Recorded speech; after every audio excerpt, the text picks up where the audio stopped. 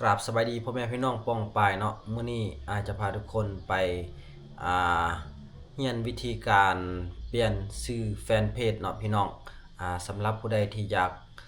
เปลี่ยนแฟนเพจเปลี่ยนชื่อเนาะชื่อแฟนเพจสมมุติเฮาตั้งชื่อแล้วเฮาบ่อยากได้ละชื่อนี้เฮาอยากเปลี่ยนชื่อของแฟนเพจเฮาสามารถเปลี่ยนได้เนาะทุกคนก่อนจะไปรับชมคลิปนั้นก็อย่าลืมให้ทุกคนเป็นกดไลค์กดแชร์เป็นกำลังใจให้อ้ายเด้อพี่น้องก่อนอื่นทุกคนเข้าไปที่Facebook เนาะตัวนี้มันวิธีการเปลี่ยนชื่อเพจเนาะบ่แม่น Facebook เนาะวิธีการเปลี่ยนชื่อเพจเนาะให้ทุกคนคลิกมาทางโปรไฟล์เนาะทุกคนแล้วก็คลิกบอนตัวนี้เนาะแล้วก็เลื่อนขึ้นมาคลิกบ่แม่นเนาะทุกคนคลิกบอนนี้แล้วก็คลิกบอนนี้เนาะแล้วก็คลิกบอนเพจตัวนี้เนาะคลิกบอนเพจหรือว่าบอนนี้เนาะทุกคนแล้วก็ให้ทุกคนเลือกเพจที่ทุกคน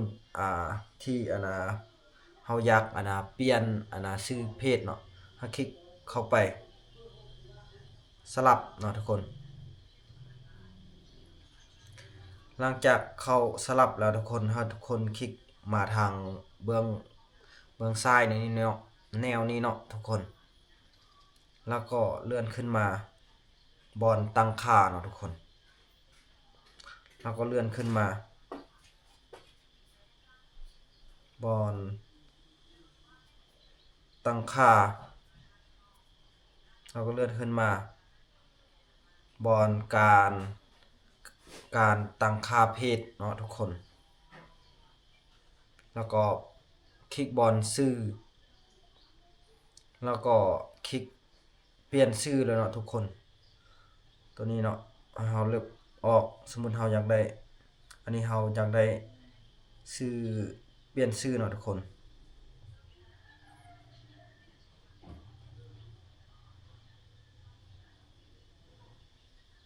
สมมุติว่าเฮาอยากได้แบบนี้เนาะ